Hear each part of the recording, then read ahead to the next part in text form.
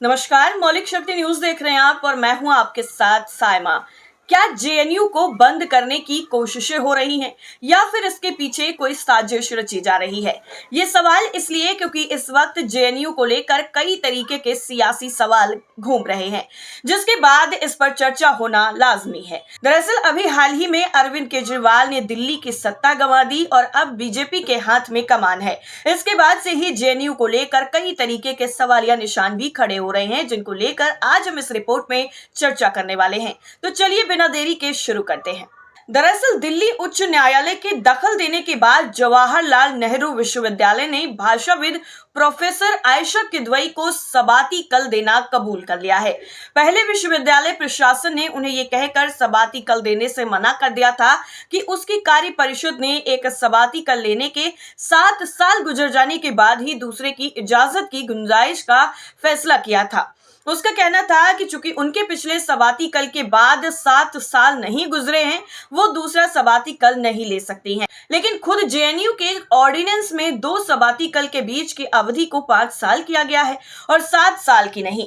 दूसरे विश्वविद्यालय अनुदान आयोग के मुताबिक भी किसी भी अध्यापक को एक सबातिकल लेने के लिए 5 साल बाद दूसरे के लिए आवेदन का अधिकार है।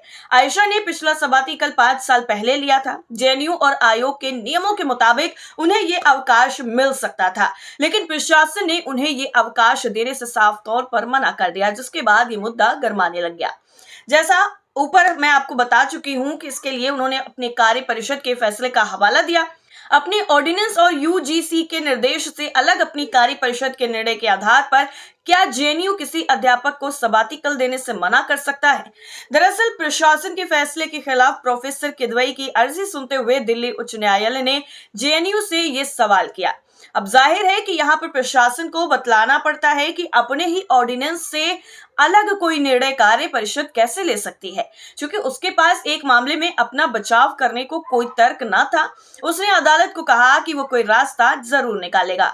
आखिरकार आयशा किदवई को सबातिकल देने पर उसे मजबूर होना पड़ा है। दरअसल विश्वविद्यालय प्रशासन और अध्यापकों के बीच में इस तरीके की संवादहीनता और विवाद हो जाए कि अध्यापक को अदालत की गुहार लगानी पड़े, ये विश्वविद्यालय प्रशासन के लिए शर्मिंदगी की बात होना जरूरी है। लेकिन पिछले 10 सालों के जेएनयू के रिकॉर्ड को अगर देखा जाए तो प्रशासन को इसकी कोई परवाह ही नहीं है। अंग्रेजी के अध्यापक प्रोफेसर उदय कुमार ने मीडिया से बातचीत में कहा है कि मुझे वो प्रकरण याद है, वो किसी शोध परियोजना के लिए छुट्टी चाहते थे। जेएनयू प्रशासन ने साफ तौर पर मना कर दिया। बार बार कारण पूछने पर भी कोई उत्तर नहीं मिला और आखिर में ये कह दिया गया कि छुट्टी अध्यापक का अधिकार ही नहीं है। फिर वो अदालत गए और प्रशासन को अदालत के कहने पर छुट्टी देनी पड़ी। जेएनयू में पिछले 10 सालों में ऐसे कई किस्से सुनने को मिलते हैं और देखने को भी मिले हैं। छोटी बड़ी छुट्टी के लिए अध्यापकों को अदालत का दरवाजा खटखटाना पड़ा है। अक्सर लोग कहा करते हैं कि अध्यापकों को ऐसी छुट्टियां क्यों चाहिए होती हैं।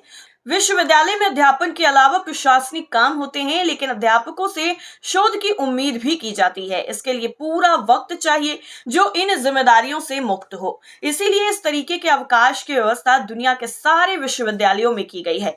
शोध और लेखन के जरिए ही अध्यापक विश्वविद्यालय के अकादमिक जीवन को समृद्ध करता है और ये उसका एक दायित्व भी है।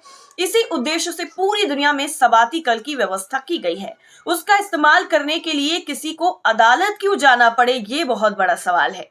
दरअसल जेएनयू के पिछले कुलपति ने, जो आजकल यूजीसी के अध्यक्ष हैं, उन्होंने कहा कि एक शोध के बाद ठंडाने की अवधि होनी चाहिए। इसलिए 2 अवकाशों के बीच का अंतर बढ़ाकर 7 साल का कर दिया गया। लेकिन जैसा प्रोफेसर किदवई ने बताया है, शोध और अध्ययन तो निरंतर चलने वाली प्रक्रिया है, उसमें ठहरने और ठंडाने का क्या मतलब है? ऐसा नहीं है कि जो आयशा के साथ किया गया है वो सबके साथ किया जा रहा था। उनके 2 सहकर्मियों को अवकाश दिया गया था और इसका मतलब ये हुआ कि आयशा को अवकाश मना करने का एक ही कारण था, वो कुलपति और प्रशासन की आलोचक रही हैं। जी हाँ, दरअसल जेएनयू ने पिछले 10 सालों में असुविधाजनक अध्यापकों को दंडित करने के कई और क्रूर तरीके निकाले हैं। 45 अध्यापकों पर चार्जशीट जारी की गई है क्योंकि उन्होंने कभी प्रशासन के खिलाफ प्रदर्शन किया था। इस लिस्ट के कुछ लोग रिटायर हुए। प्रशासन ने उनकी पेंशन और बाकी जो बकाया था वो देने से साफ तौर पर मना कर दिया। ऐसे अध्यापक भी अदालत जाने को मजबूर हुए। उनमें से कुछ की आर्थिक स्थिति बहुत ज्यादा खराब है। प्रशासन ने प्रलोभन दिया कि अगर वो मुकदमा वापस ले लें तो उनके साथ उदारता बरती जाएगी, लेकिन उन्होंने जैसे ही मुकदमा वापस लिया, नई शर्तें रख दी गई कि वो माफी भी मांगे और एक निर्धारित दंड राशि पीएम केयर फंड में जमा करवाएं। ऐसे बीसियों अध्यापक हैं जो 10 साल से अपनी प्रोन्नति का इंतजार कर रहे हैं। ये उनका अधिकार है। कुछ उसके बिना ही रिटायर हो गए। प्रोन्नति के लिए इंटरव्यू करवाने को उन्हें अदालत जाना पड़ रहा है। उनमें से एक के मामले में अदालत ने इंटरव्यू करवाने को कहा है, बावजूद इसके कि वो हर तरीके से योग्य हैं। इंटरव्यू में उन्हें अयोग्य घोषित कर दिया गया। इसकी क्या काट हो सकती है? आप अदालत जाइए, आदेश लाइए। प्रशासन इंटरव्यू में आपको अयोग्य घोषित करके अपमानित तो कर ही सकता है। अध्यापक और प्रशासन के बीच में ये शत्रुतापूर्ण जो रिश्ता है वो जेएनयू की विशेषता बन गया है। अब जैसे मान लीजिए कि इंटरव्यू में टीचरों को तरीके से अपमानित किया जाता है। जेएनयू को एक इरादे के साथ योजनापूर्ण तरीके से ध्वस्त किया जा रहा है, इसका भी आरोप लगा है। उसके लिए सबसे पहले जरूरी था कि अध्यापकों का मनोबल तोड़ दिया जाए। ये उनके साथ किया जा रहा है जो पुराने अध्यापक हैं। अध्यक्ष, डीन या फिर अन्य पदों पर नियुक्ति के वक्त वरिष्ठता को दरकिनार करके कनिष्ठ लोगों को जगह दी जा रही है। और पिछले 10 सालों में जो बहालियां की गई हैं उनमें ज्यादातर की योग्यता अकादमिक नहीं, राजनीतिक नजर आती है। अकादमिक दृष्टि से तीसरे दर्जे के लोगों को नियुक्त करने के बाद उन्हें पहले से काम कर रहे अध्यापकों के खिलाफ इस्तेमाल तो किया ही जा सकता है। दिल्ली में अभी भाजपा की जो नेता मुख्यमंत्री पद पर नियुक्त की गई हैं, वो तो जेएनयू को बंद ही कर देना चाहती हैं। इस तरीके से आरोप लगे हैं उन पर, लेकिन अब उसकी जरूरत नहीं पड़ेगी क्योंकि उसे इतना खोखला किया जा चुका है कि अब उसके सिर्फ जीवित होने का भ्रम मात्र ही रह गया है। वैसे जेएनयू को लेकर आपकी राय क्या है? कॉमेंट करके हमें जरूर बताइए। फिलहाल के लिए इतना ही। बाकी खबरों के लिए आप जुड़े रहिए मौलिक शक्ति न्यूज के साथ। तब तक के लिए नमस्कार।